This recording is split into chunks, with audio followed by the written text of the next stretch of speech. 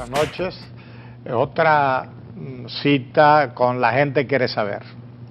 Agradecemos a todos ustedes que nos acompañan cada domingo en estas conversaciones, en donde uno de los propósitos del programa es no solamente responder a sus inquietudes, temas de interés permanente y también circunstanciales, sino que hemos tenido el empeño de presentar en este programa a lo que pudiéramos llamar a los protagonistas de la sociedad civil.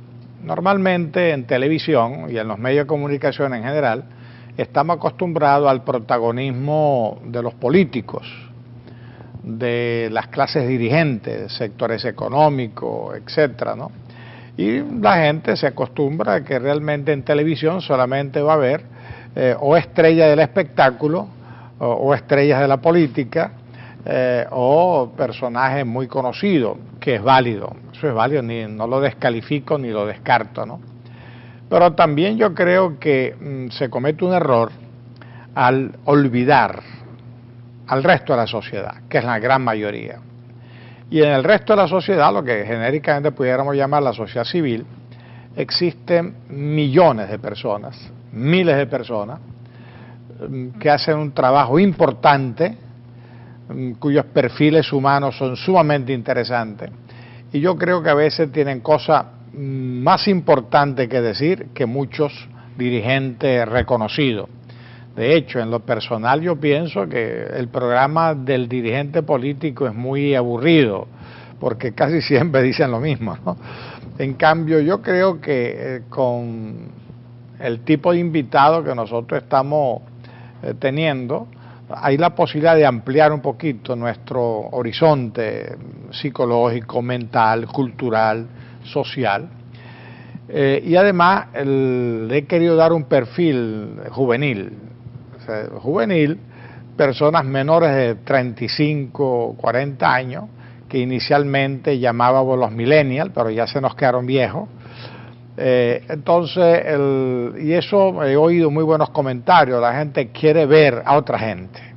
Hoy tenemos de invitado a Reinaldo de Fernández, joven estudiante de la Universidad Católica Cecilia Costa, ya ha publicado libros de poemas. En la conversación preliminar pues me informaba su interés por la lectura, sus intereses variados, y el perfil realmente es muy interesante. O sea, vive en Sinamaica, es decir, conoce a profundidad lo que Uslar Pietri llamó el tercer país, que es el país de la frontera, ¿no? Porque ahí no se sabe dónde termina Venezuela y empieza Colombia y viceversa, dónde comienza Colombia y tal, y al mismo tiempo el guayú, nuestro indígena de la Guajira, o sea, realmente es binacional, y por encima de la cédula colombiano-venezolana está su propia identidad ancestral, ¿no?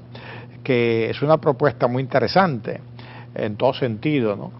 Y además él ha tenido la oportunidad de tener diversas experiencias que queremos compartir con ustedes. Entonces, hoy tenemos a Reinaldo de Fernández. Lo primero, a mí me llamó la atención, vamos a explicar por qué de Fernández. Así es, bueno, muchísimas gracias, profesor Ángel, por invitarme a su programa. Es un honor para mí poder estar aquí, ya que desde que tengo uso de razón, desde que me enteré de su carrera, de su trayectoria social y más que todo literaria en el Estado y en el país, he tenido una gran admiración hacia su persona y de verdad se lo hago saber. Gracias, Reinaldo. Y bueno, pues así es, mi nombre es Reinaldo de Fernández,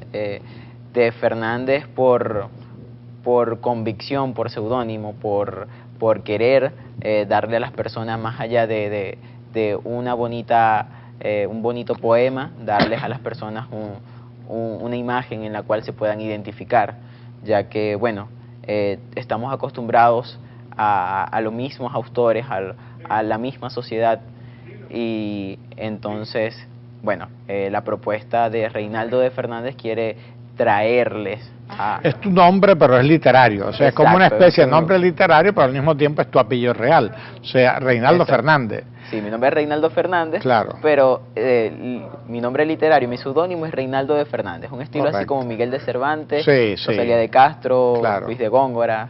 Además, tú tienes prosapia ancestral, porque me informabas que eres bisnieto del De Torito Torito Fernández, Fernández, de un así es. personaje leyenda en La Guajira, ¿no? No solamente en La Guajira, también en el estado, ya que aquí en Maracaibo Claro. tenemos un barrio que se llama Torito Fernández. Torito Fernández, ¿cómo En no? honor a mi bisabuelo, y bueno, siempre ha sido un referente en La Guajira y lo sigue siendo. Sí. Una inspiración a seguir para muchas personas, para esos guayú aguerridos que quieren imponerse en La Guajira, siempre lo toman como referencia. Y por cierto, tú lo vinculaste a él con la visita que hizo Rómulo Gallegos. Sí, por Porque supuesto. te confesaste lector de Gallegos. Claro que sí, ya que, bueno, yo conocí cuando yo me enteré de que Torito, mi bisabuelo, había recibido a Rómulo Gallegos, que fue presidente de nuestro país y un insigne escritor. Yo dije, yo tengo que conocer la literatura de este señor, Claro. porque si vino para acá y mi bisabuelo lo recibió, debe ser por algo. Y comencé leyendo Canaima, después posteriormente leí La Trepadora, comencé a leer Doña Bárbara, pero después de allí me salté para Sobre la misma tierra, y bueno, de allí me comenzaron a gustar los escritores de mediados del siglo XX. De toda la novelística gallego, o sea, ¿cuál es el libro hasta ahora que más te impactó o qué aspecto de esa novelística? Pero eso lo comentaremos en el próximo segmento. Bueno, estamos con Reinaldo de Fernández, joven escritor, estudiante de la Universidad Católica Cecilia Costa. Él se ha confesado lector de Gallego. Su bisabuelo fue anfitrión de Gallego en Alitacía, en la Guajira venezolana, que inspiró a Gallego a escribir sobre la misma tierra. Yo le preguntaba su novela preferida o qué aspecto de la novelística de Gallego te llaman la atención. Bien, bueno, comencé leyendo Canaima y bueno, Canaima me atrapó por el contexto psicoemocional que presenta el protagonista. El protagonista experimenta diversas acciones emocionales y personales y ultrapersonales que lo enfrentan contra sí mismo. Y eso es algo que a mí me impactó demasiado por el estilo literario en que él lo presenta, y de verdad me impactó muchísimo esa novela. También la misma Doña Bárbara me impactó más allá de la novela que sacaron, sí, sino cómo él presenta la barbarie realmente en su literatura. Es algo más allá, es algo impresionante más allá de la novela, es algo realmente... wow, impresionante. Si tú acabas de hacer referencia a algo muy importante que normalmente el lector de Gallego no toma muy en cuenta, ¿no? Que son los personajes. Normalmente a Gallego se le ubica como un importantísimo autor que trató el tema territorial venezolano, la novela de la selva, la novela del llano, la novela del Zulia o de la Guajira, en fin, una novela temática, la novela de la costa, pero realmente Gallego, como gran escritor, profundiza en los arquetipos. De hecho, el arquetipo de Doña Bárbara es un poco el reflejo de lo que fue en el siglo XIX la teoría del drama de América Latina, que es el conflicto entre barbarie y civilización, ¿no? Que Sarmiento lo asumió en su Facundo, y después otros autores lo desarrollaron, y parece que todavía sigue siendo el drama, o sea, cómo la ignorancia, cómo la ruralidad, cómo el atraso sigue condicionando nuestros proyectos modernizadores. En ese sentido, ¿tú crees que esa literatura ha ayudado a entender esa problemática? Es que todo depende del lector, ¿no? Porque usted me presenta un análisis sobre la obra de Gallegos sumamente interesante, pero otras personas pueden presentar otro tipo de análisis. Evidentemente. Todo depende del modo en que el lector lo vea y que la persona quiera interpretarlo, pero sí considero de que sea así, ¿no? De que nos presenta un avance en la modernización del país como tal. doña Bárbara, y sobre todo también, yo me considero una persona extremadamente feminista. Yo considero que la mujer debe empoderarse, y además, como, bueno, por mi ascendencia indígena he visto, he sido partícipe de ver a mujeres indígenas conduciendo todo un clan, toda una familia, y mujeres aguerridas que en una situación, una problemática familiar, están allí dando la cara por su pueblo. Pero también he visto como esa misma mujer ha tenido que ser sumisa ante su esposo, porque usted sabe que la cultura wayuu es matrilineal, pero también es machista. Entonces, allí en esa parte... Una contradicción interesante, exacto, ¿no? O sea, el matriarcado y al mismo tiempo patriarcal, ¿no? Sí, exactamente. Entonces me ha tocado como que vivir las dos caras de la moneda en un mismo contexto social, claro. Y he tomado mis propias decisiones y mis propios modos de pensar. Entonces allí es donde yo adopto la posición feminista, y cuando yo leo Doña Bárbara, que es una mujer que en una era que se presenta más o menos un estilo, un contexto social parecido al libro en que estoy promocionando, Doña Bárbara se enfrenta y ella decide por sí misma, decide por lo que ella quiere que suceda en el contexto en el que ella está viviendo, y eso es algo sumamente esto nos lleva a una conversación muy interesante, ¿no? El feminismo asumido desde la posición de una mujer enérgica, que toma decisiones, que no depende del hombre, y que asume responsabilidades, que yo creo que es válido, ¿no? Pero se corre el riesgo de llegar a un feminismo en donde la liberación de la mujer es una masculinización de la mujer. Sí, exacto. Yo creo que ahí habría que tener cuidado. Pero más sin embargo, Doña Bárbara en la novela es una mujer que, aunque se muestra imponente, sí, es una mujer sumamente sensible y femenina. Porque ella, con Santos, ella es una mujer, claro, que derrocha puro amor y quiere entregársele y ser sumisa a él. Así es. Pero como no es posible, es que ella adopte esa posición. Claro, porque Doña Bárbara es una historia interesante, ¿no? Además, muy común en el campo y en esas épocas y en muchos países, ¿no? Es una mujer violada. Sí. O sea, es una mujer forzada por la violencia masculina, de tal manera que los psicólogos dicen que cuando una mujer es violada, o sea, es una doble violación, es una violación física y psicológica. Exactamente. Porque la mujer queda violentada en su intimidad, entonces es muy difícil esa problemática, y creo que Gallego la maneja bien, y Doña Bárbara es un buen ejemplo por lo que tú decías, ¿no? Ahora, dentro del tema del feminismo, yo creo que hay un punto que la modernidad ha impuesto, que quisiera comentarte, a ver si estamos de acuerdo o en desacuerdo, que sería perfecto estar en desacuerdo, ¿no? Y es que al final la mujer lo único que necesita es seguir siendo mujer, pero educación, trabajo, economía, ser independiente económicamente. Yo creo que ese realmente, eso se reduce la gran conquista cultural del feminismo, ¿no? Primero el derecho al voto, después tomar decisiones sobre su cuerpo, si quiere o no quiere tener hijos, etcétera. Pero al final realmente para lograr eso, y eso se ha logrado en parte en las sociedades modernas, urbanas, la mujer lo que tiene que educarse, profesionalizarse y ser independiente económicamente, porque al final hay muchas mujeres de carácter, pero que terminan subordinadas por la dependencia económica. Exactamente, sí. Yo creo que sobre todo parte todo de la educación social, del contexto en que ella vive en su familia, cómo fue su crianza, cómo evolucionó en cuanto profesionalmente, porque una mujer que obtiene un título más allá, un título universitario, un título poco más universitario, un posgrado, una mujer que tiene una mente que se abre, claro, tiene una mente que puede expandirse y tiene muchísimas posibilidades de conocer diferentes aspectos de él.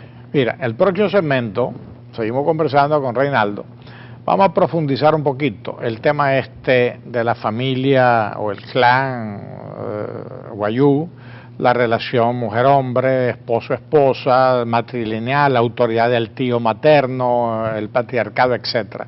Ya regresamos con Reinaldo de Fernández.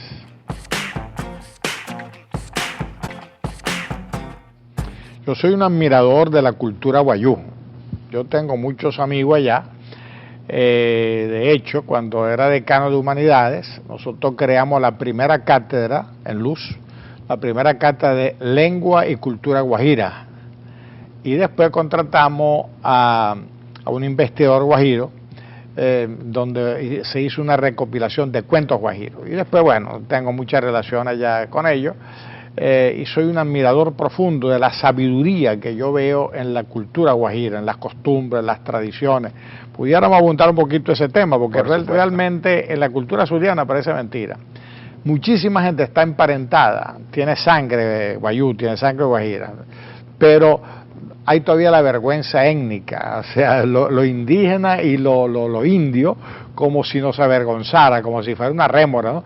Y resulta que muchas cosas son mucho más sabios que la llamada modernidad. Pudiéramos... Bien, bueno, de ese tema es excelente que podamos hablar porque yo sufrí de eso, yo pasé por la vergüenza étnica.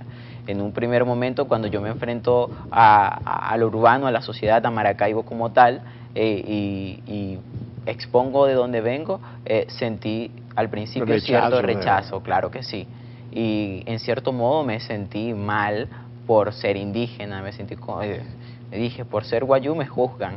Que sentí como si estuviera mal que fuera guajiro. Pero más adelante fui evolucionando y yo me dije, no, esto es lo que a mí me identifica. Además es un valor. Claro, eso es lo que a mí me identifica, yo soy lo que soy por esto.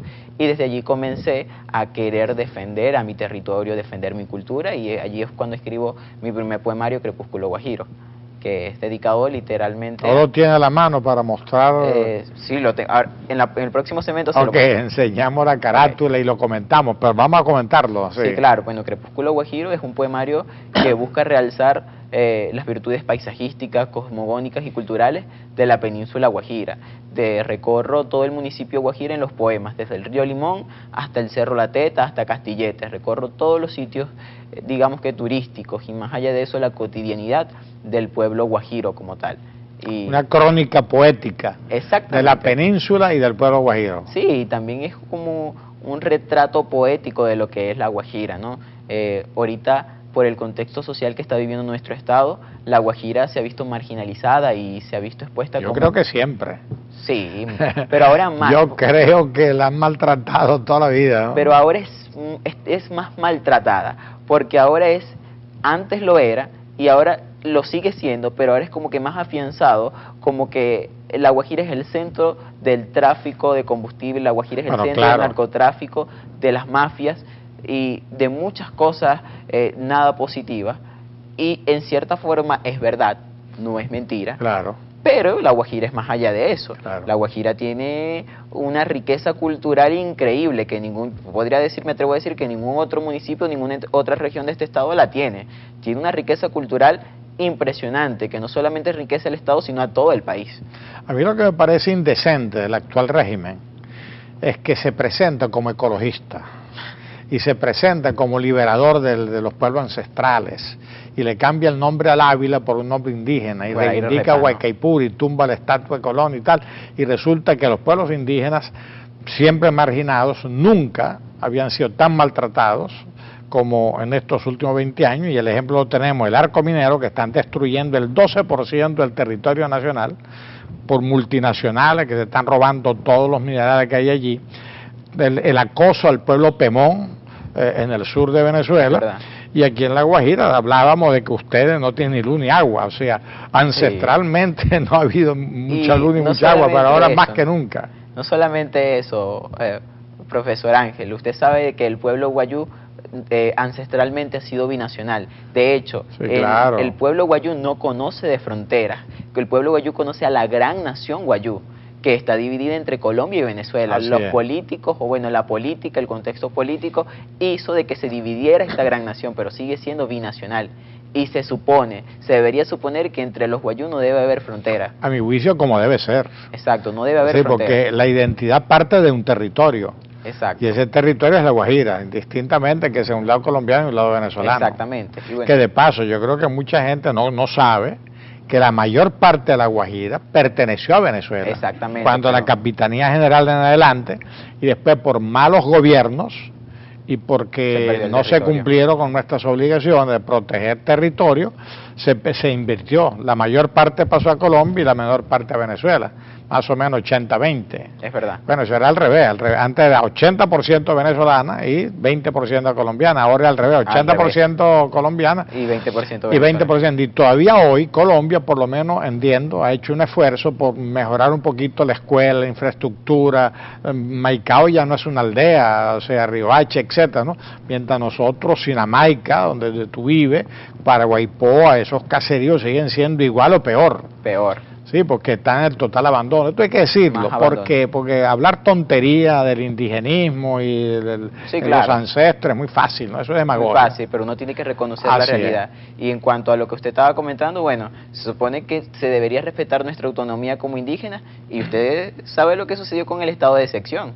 La frontera fue cerrada. Zona de guerra. Fue cerrada vilmente y el municipio fue un campo minado y fue totalmente militarizado. Se les quitan todas las garantías, todos los derechos. Entonces, allí está donde están los derechos indígenas. Siempre me he hecho esa pregunta. Sí. Tú decías otra cosa muy importante, ¿no? O sea, la riqueza antropológica, ecológica, flora y fauna, etcétera, de La Guajira, ¿no? Realmente yo la he recorrido un poco y realmente es impresionante. El hecho de que tú lo llamaras crepúsculo, eso tiene que ver porque realmente es hermoso, impresionante los crepúsculos de La Guajira, ¿no? Porque hay unas tonalidades, etcétera, ¿no? Bueno, ese territorio, en la conciencia territorial venezolana no existe. Sí, es verdad. No existe. Y más allá de que se llame crepúsculo guajiro por el crepúsculo, exactamente por el amanecer, es como que un grito, un mensaje, exacto, es un que llamado, nos han abandonado, exacto, un llamado a renacer, a que es momento de que nos pongamos manos a las obras para que La Guajira renazca, porque necesitamos eso. Ahorita La Guajira está pasando por un contexto social muy difícil, ya que, bueno, es un problema que no debería exponerlo acá, pero nosotros estamos zonificados por un grupo delictivo llamado La Zona, y es muy difícil porque tienen al municipio como un toque territorio propio. Exacto, y es muy difícil. Estamos hablando con Reinaldo de Fernández. Inicialmente la intención inicial, porque él es estudiante y escritor, poeta, y iban a hablar de literatura, pero el tema de La Guajira nos atrapó. Seguimos conversando de estas cosas en el próximo segmento.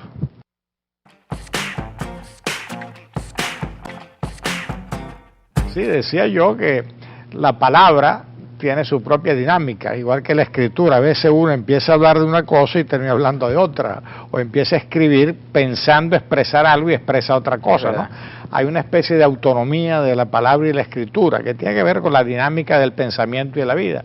Entonces, la intención inicial de este programa era la literatura y los textos, que vamos a hablar también de ello, de Reinaldo, pero la propuesta de que él vive en Sinamaica, es guayú, todo su proceso y su conflicto con la sociedad urbana, criolla, etcétera, bueno, se ha llevado a una problemática muy compleja que creemos que no ha sido bien atendida nunca, y particularmente en estos últimos años menos, ¿no? O sea, un territorio abandonado en todos sentidos, sin infraestructura, y en donde quizá el aspecto más grave por los riesgos que eso significa es que es una zona realmente feudalizada por la delincuencia. O sea, realmente ahí no hay autoridad del Estado, a menos que sea en sociedad con el delito, ¿no? Pero el resto es realmente... No sabía esa información de que lo llaman la zona, ¿no? La zona, exacto. La zona, sí, o sea que realmente eso es muy grave, y eso cuando se habla de soberanía, se olvidan de que ahí no hay soberanía, porque cuando un grupo de delincuentes de cualquier signo controla un territorio y el Estado está ausente, no puede garantizar seguridad, ahí no hay soberanía. De tal manera que es una tontería hablar de soberanía con ese tipo de situaciones. Sí, ¿no? Es una situación tan difícil allá que la zona está en Los Filúos, en Paraguaypoa, está también en Paraguachón, entonces hay representantes, digámoslos así, representantes de la zona en una esquina, y en otra esquina puede estar un guardia, y saben quiénes son mutuamente y conviven como si nada, y en las trochas, en las llamadas trochas, los representantes de la zona, o bueno, los empleados de este grupo delictivo, están con armas en todo el paso, y cobran dinero y como si nada. O sea, un Estado dentro del Estado. Sí. Que en este momento se nos va a complicar con esta situación de tensión entre Colombia y Venezuela, porque Sí. evidentemente el primer escenario de riesgo es la frontera, ¿no? Y Total. más con estas características. Pero bueno, vamos, el programa Sigamos. va muy rápido. Exactamente. Vamos a regresar a tu primer libro, Crepúsculo Guajiro. Bueno, Crepúsculo Guajiro, después de esto, después de publicarlo con Sultana del Lago Editores, 5 poemas se tradujeron al inglés por la revista oficial de la Universidad de Oklahoma. Posteriormente Que, sacamos... por cierto, tengo un gran amigo allí trabajando buenísimo. como profesor de literatura hispanoamericana y venezolana en Oklahoma, que es Víctor Carreño. Ay, buenísimo. Un novelista importante, maracucho. Excelente, qué bueno. No Te sabía doy esa el dato, información. ¿no? Bueno, ya con mis contactos voy a preguntar por allí. Ok. Voy a preguntar, bueno, y tengo estos 5 poemas ya en inglés y posteriormente sacamos una segunda edición con una editorial capitalina, lo presentamos en la Feria del Libro de Caracas, pero ya la segunda edición fue más ampliada, ¿no? Hice un viaje a la Alta Guajira colombiana, a Maigo, una comunidad. Estuve conviviendo allá con mis hermanos guayú por 2 semanas consecutivas, aprendiendo de la lengua, aprendiendo de las costumbres ancestrales que muy poco se viven en la Baja Guajira, Sí. que es Sinamay, que yo vivo en la Baja Guajira, y muchas de las costumbres se han perdido y allá todavía se mantienen vigentes. Recopilé material fotográfico, material antropológico, y bueno, fue una gran visita y lo plasmé en la segunda edición de Crepúsculo Guajiro. Y bueno, posteriormente vengo ahora con un poemario, ya un poemario en donde sí me valgo de las facultades literarias, de las facultades poéticas para escribir la literatura, Una princesa llamada Zulia, este poemario que bueno, me ha dejado tantas satisfacciones y aún no ha salido. El poemario es prologado por Patricia Velázquez. Patricia Velázquez. Sí, claro, ella tiene raíces guayú, ¿no? Claro que sí. Claro, sí. Ella prologó el poemario, ella tiene una fundación, la Fundación Guayutayá. Yo siempre hago actividades con ellos, siempre estamos arduamente trabajando por esto. Y bueno, y se viene una... ¿Es un libro de cuento o de poesía también? Es una especie de híbrido, porque es una historia relatada en poemas. Ah, ok. Sí, bueno, allí en sus manos tiene Crepúsculo Guajiro, tiene Sí, aquí está la edición de Crepúsculo Guajiro. el poemario de que estábamos hablando. Así es, Crepúsculo Guajiro. Sí, aquí está el poemario, cuyos 5 poemas fueron traducidos al inglés por la Universidad de Oklahoma. Hay una premiación caraqueña, un reconocimiento, ¿no? Bien, es que el poemario ganó un concurso en la Embajada de los Estados Unidos. Es un concurso llamado Young Entrepreneur, en español sería Joven Emprendedor, y bueno, gracias a este concurso pudimos financiar el poemario. El prólogo lo hizo José Ángel Fernández, que es un poeta guayú también. El padrino del libro fue Nemesio Montiel, mi tío, junto a su esposa Rubia Luzardo, y bueno, lo presentamos en la Biblioteca Pública del Zulia el 6 de diciembre del año pasado, y bueno, fue una actividad muy bonita. Estuvo presente también Jesús Ángel Parra y otras personas. Mira, te propongo lo siguiente, ¿no? Ustedes deberían preparar una especie de antología o recopilación de autores guayú que andan dispersos por allí, son poco conocidos. Yo creo que valdría la pena ir creando una especie de colección de pensamiento, costumbre, cuento, poesía guayú, para incorporarlo a una serie de publicaciones que permita una mayor difusión, ¿no? Claro. Estamos conversando con Reinaldo Fernández y ya el programa pues realmente entra a su último segmento. Y ha sido realmente muy, para mi gusto, muy ameno, muy rápido, y hemos dejado muchas cosas en el camino. Así seguimos conversando con Reinaldo en el próximo segmento.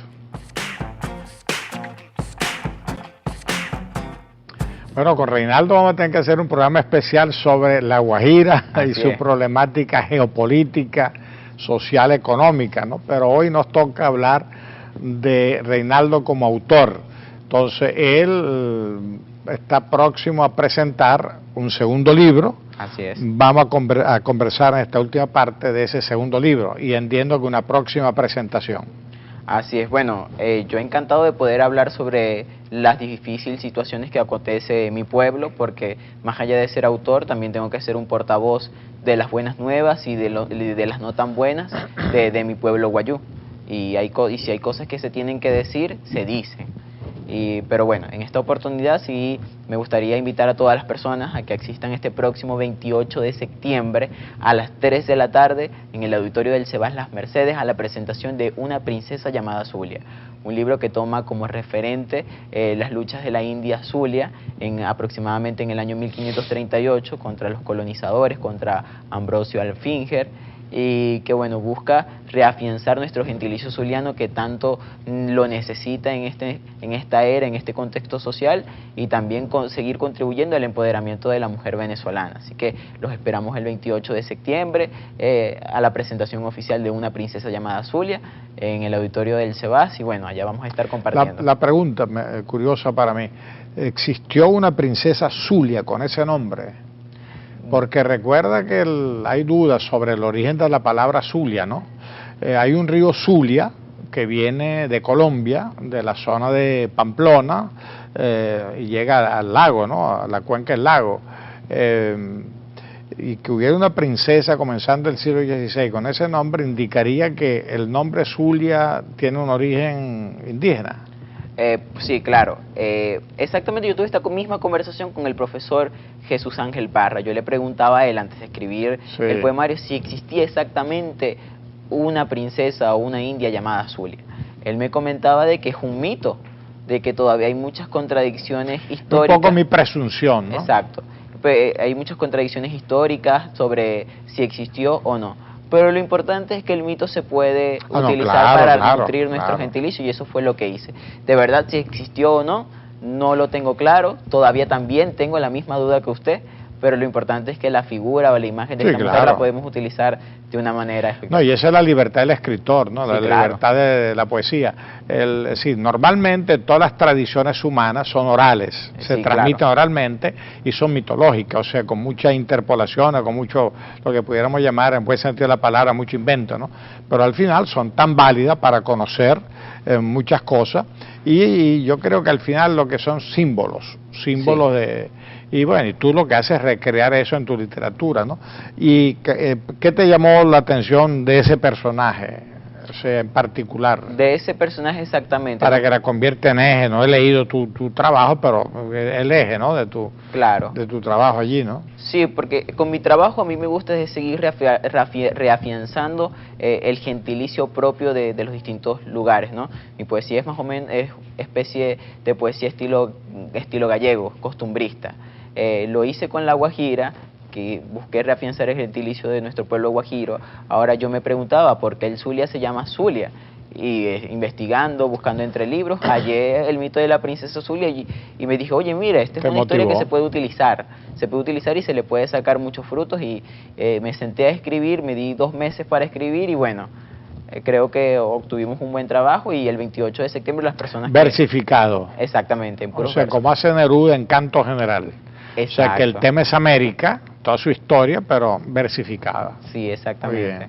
Y no solamente desde mi perspectiva, sino diferentes perspectivas de los personajes. En una ocasión puede hablar ella en un poema, en otra ocasión puede hablar un capuchino, puede hablar Alonso de Ojeda, en fin, tiene que leer el poemario para que usted... No, claro. Y usted lo va a tener, yo me comprometo en traérselo después de la presentación. Y si puedo, te acompaño a la presentación. Un gusto, un honor. Entonces, el 28 de septiembre. De septiembre a las 3 de la tarde en el Cebás. Exactamente, en el Cebás Las Mercedes. Muy bien, bueno, Reinaldo, ¿y cuáles son tus proyectos? Bueno, mis proyectos ahorita, presentar Una princesa llamada Zulia, posteriormente el 29 de noviembre. Tú no estás pensando en irte del país, ¿no? Por el momento no, pero es una posibilidad. No, claro. Por el momento no. Nosotros no criticamos al que se va, ¿no? Entendemos perfectamente, pero sí nos interesa destacar cuáles son nuestros motivos para seguir aquí, muchos de nosotros, ¿no? Yo, por mi edad, cuidando la ceniza de mis muertos. Cuando a mí me preguntan, yo digo, bueno, si mis muertos están aquí, yo tengo que quedarme para cuidarlos, ¿no? No, claro, no, usted sabe que nosotros los guayús somos muy del hogar, somos muy Sí. familiar, muy terrenal, y yo voy a seguir continuando en La Guajira por este tiempo. Más adelante, si las circunstancias del país impiden continuar acá, allá veremos, pero por el momento yo voy a seguir trabajando por la cultura acá en el estado. El 29 voy a presentar un libro que saqué en digital con el Fondo Editorial Fundarte de la Alcaldía de Caracas, y lo vamos a presentar también en el CEBAS, una obra de teatro que bueno, ya se estrenó hace un año en el Teatro Baral con el proyecto Monotemáticos, y bueno, sigo con mis estudios, estudiando Claro. en la UNICA, estudiando también en el CEBAS, y vamos a seguir. Oh, perfecto. creciendo. Bueno, este es el tipo de juventud en la cual nosotros creemos. Personas jóvenes, claro en su identidad, claro en su propósito, claro en los tiempos que les toca vivir y lógicamente apostando como tiene que ser al futuro personal, al futuro de su territorialidad guajira y al futuro del país, al cual estamos apostando todos. Muchas gracias por acompañarnos en otro programa de La Gente Quiere Saber. Y gracias a Reinaldo. Gracias a usted.